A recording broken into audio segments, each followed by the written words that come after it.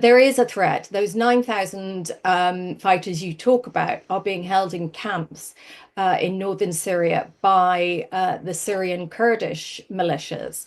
And they have been in the past and currently sponsored by mostly by the West, by the US.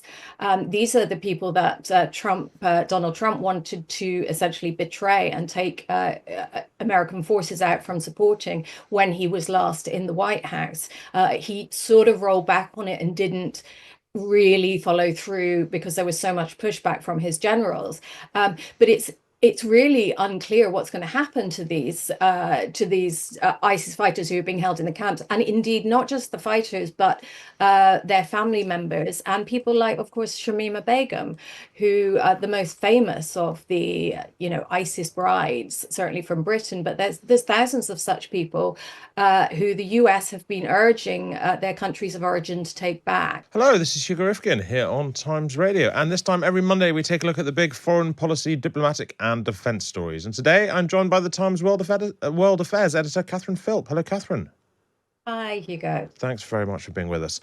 Let's start with Germany. There have been far-right protests overnight after 5 people were killed in an attack on a Christmas market, but the motives of the suspect are far from clear.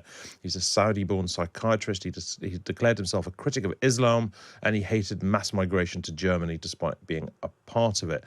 Germans go to the polls in February, and the issue of migration is now likely to dominate the election campaign even more. Catherine, how is this likely to feed into the election debate? Well, the irony is that I think, as you suggested, that despite the fact that the motives of the attacker are unclear, that he may in fact have been a supporter of the far right in Germany, it looks like they are going to be the ones to benefit from it. And in fact, those demonstrations we're seeing going on in Germany are in support of parties like AfD on the right, and it's likely to play against the centrist parties and the liberal parties. Who, of course, back in the day supported the mass migration of refugees from Syria into Germany. So, I mean, we're already seeing an extraordinary amount of misinformation flooding around the internet about the attacker, about his motives. But it does look like were very complex, and in fact, that the beneficiary of his violence may be the party that he actually supports. I mean, the AfD and some similar right-wing parties, but mainly the AfD, were already on course to do pretty well, weren't they? Yes, absolutely. And I mean, it's a phenomenon we're seeing across Europe. It's not unique to Germany at all. So this has been going on for a while. But I think that, the potency of an attack, and it's not the first we've ever seen on a German Christmas market, but they are such a sort of symbol of German culture. So it's sort of important to this moment in time in Germany. But the last one to happen was, of course, by an Islamist. And so it revives those memories and revives those arguments against migration. And I mean, this suspected attacker, the Saudi, in fact, he is known to have reposted images of Angela Merkel, saying that she was the one who has ruined Europe because a million Syrians were allowed in 2015. So I think it's a direction of travel that we've seen across quite a few countries in Europe, and it's not a trend I think that's going to ebb anytime soon. I mean, you mentioned Angela Merkel letting in the Syrian refugees. I remember that well, being in being in Germany at the time, and a million people were let in quite quickly. And I remember, driving through villages and small towns in southern Germany, and you could see there were huge numbers of young Syrian men sort of spilling out of every municipal building. Basically, every town hall had been shifted into accommodation for them. With the fall of Assad, Catherine, has there been any discussion in Germany about sending migrants home? Yeah, I mean, this is a really good question and a critical one. So Germany was the first to freeze asylum applications from Syria as from now. And I think that's understandable in the sense of, the motivation for leaving Syria now has changed.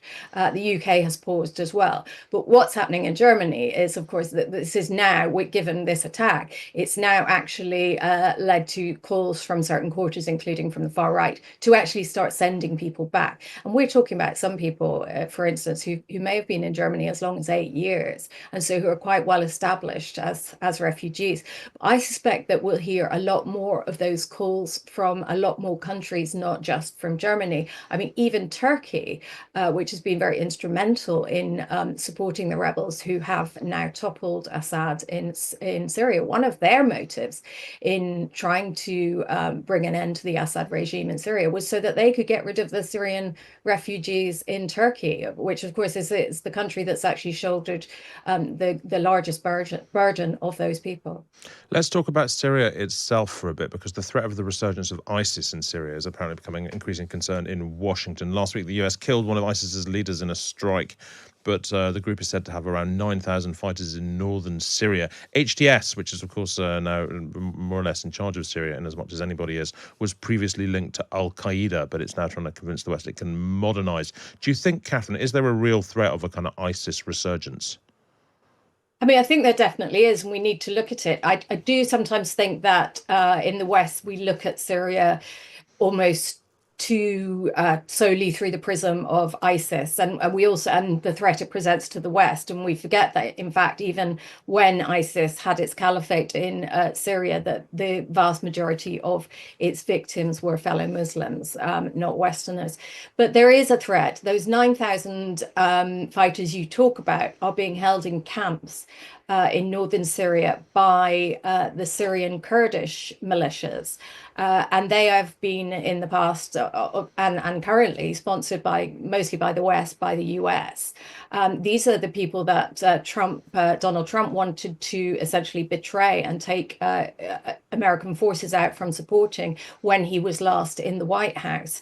He sort of rolled back on it and didn't really follow through because there was so much pushback from his generals.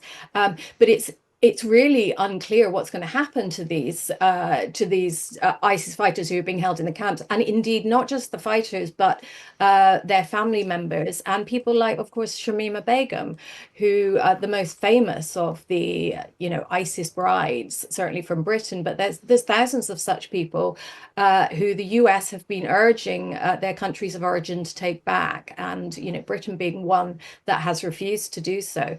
We've left thousands of not only fighters but people sympathetic to that ideology in these situations, in these camps, guarded by Kurds who now are the essentially in the targets of the Turks. Who've backed HTS to take over Damascus. And in fact, the Turkish foreign minister, I think it said in the last 24 hours, it's time for HTS to take over these camps from the Kurds. So we may end up seeing these thousands of fighters actually being used as some kind of collateral in a sort of power struggle for control of different areas of Syria.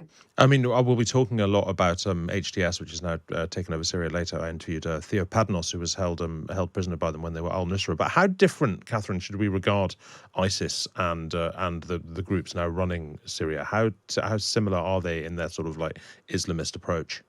Yeah, I think they're pretty dissimilar, I would say now. I mean, Jelani, who no longer goes by that name because he's trying to sort of present himself differently, but the leader of HTS, who's now in Damascus, has been trying very hard to sort of make the right noises, say the right things, give across the image of a responsible and inclusive leader of Syria. But they are still Islamists. They are simply just they don't share ISIS's sort of level of creative brutality.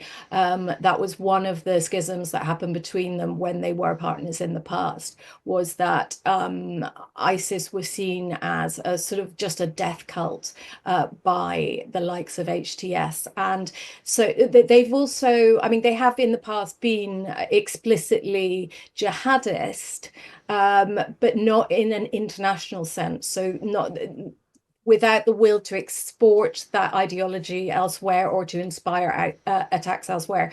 They are reframing themselves now very much as a nationalist Syrian Islamist force, if that makes any sense to us. But it certainly means that there is no intention to create a kind of caliphate. It may indeed mean an Islamic government in Syria. It could mean some form of Sharia law. It may not look that different to Turkey, as it's, Turkey has moved away from its Sure. secular roots. They are certainly not secular, let's say that. Thank you. Yeah. So I think that Syrian minorities and Christians, are watching with some anxiety as to what happens next. Thank you very much indeed, Catherine Philp. Catherine is, of course, the Times World Affairs editor.